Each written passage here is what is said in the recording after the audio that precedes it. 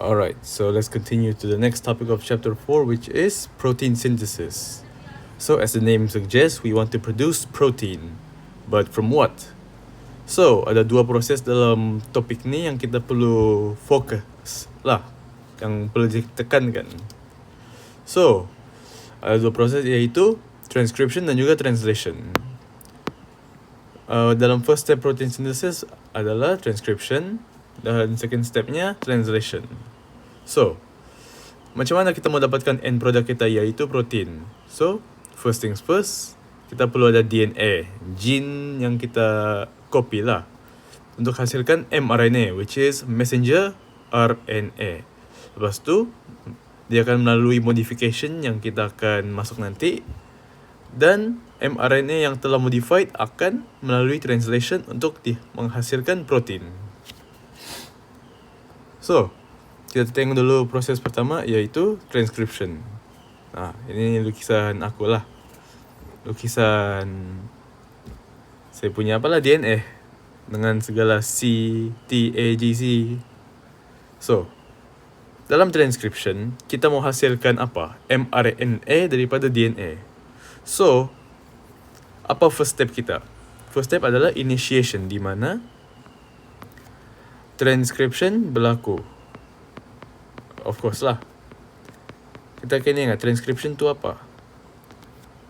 Bila dia punya DNA menjadi mRNA dibantu oleh RNA polymerase. RNA polymerase yang akan attach ke bahagian, mau pilih warna biru lah. DNA polymerase akan mula di satu kawasan yang dinamakan sebagai promoter. Oh, tidak pula. Boleh lah ni. Ini kita punya RNA polymerase. Dia di satu tempat yang dinamakan sebagai promoter. So, apa itu promoter? Ini region promoter lah.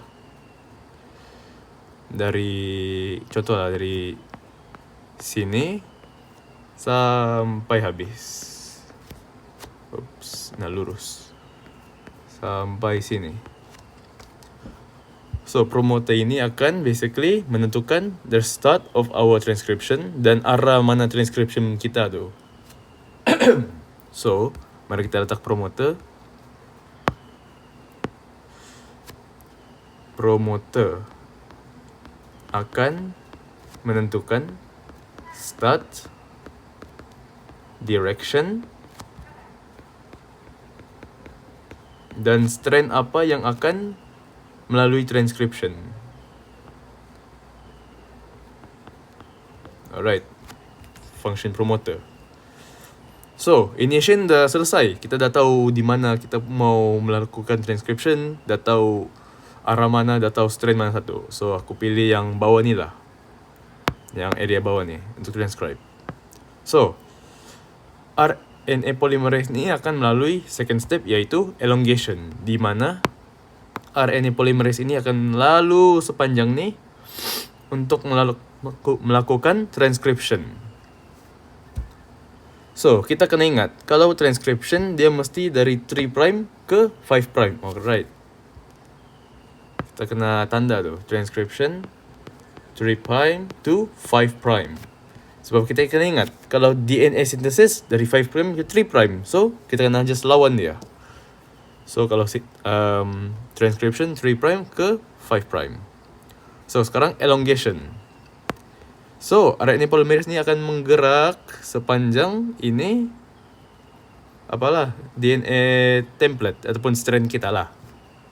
Dia akan lalu dan transcribe setiap satu. So, macam mana transcribe dia tu?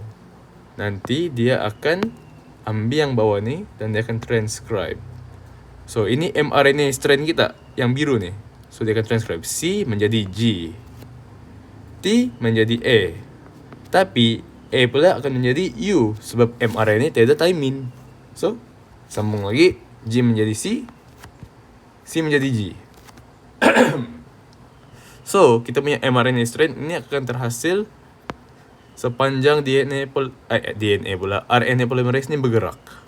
Ingat, saya ambil yang bawah, bukan yang atas. Saya ambil yang bawah. So, dia akan lalu sampailah siap. So, T jadi A, M jadi U, G jadi C, C jadi G, sampai habis. So, nanti kita punya mRNA strand akan siap dan akan menjadi beginilah. Panjang begini. Dengan segala-galanya nih. Ada G, ada A, ada U, C, G. Apa lagi? A, U, C, G, U, C, U, G, G, A. So, ini adalah mRNA strand kita yang dihasilkan oleh RNA polymerase. Tapi ini hanya bayangan jap. Mari aku padam nih. Aku letak nih. Oops, benda lain yang bergerak. Tak sini. Alright. Tak apa, tak besar. So, sekarang elongation dah selesai. Kita dah siap transcribe semua benda ni. So, next step adalah termination, di mana RNA polymerase ni akan tidaklah lari, dia akan detach. Dia akan bila dia sampai penamat, ini penamat kita. Alamak.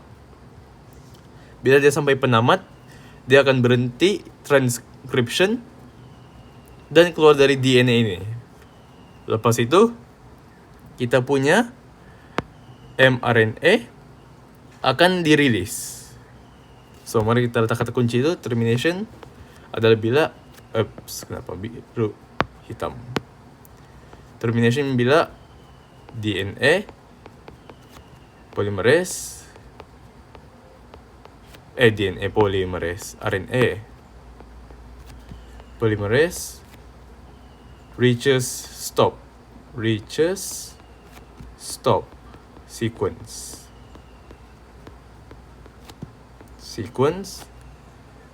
mRNA transcript is released.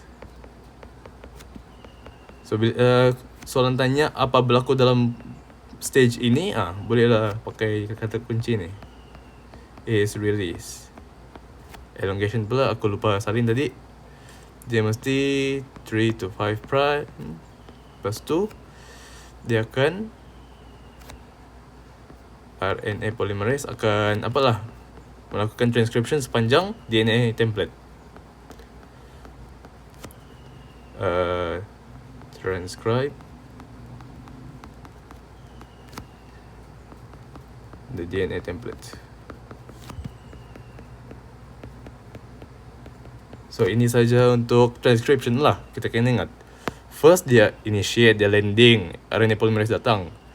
Lepas tu, dia akan landing di region bernama promoter. Promoter akan menentukan start of transcription, direction dan juga strand mana kita mau transcribe.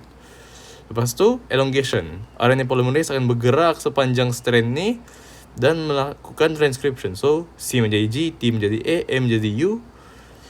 Dan dia akan transcribe sampai ke stop sequence, di mana bila sampai berhenti, RNA polymerase akan keluar dan kita punya mRNA transcript yang biru ini akan dirilis, dikeluarkan dan akan dihantar ke ribosom.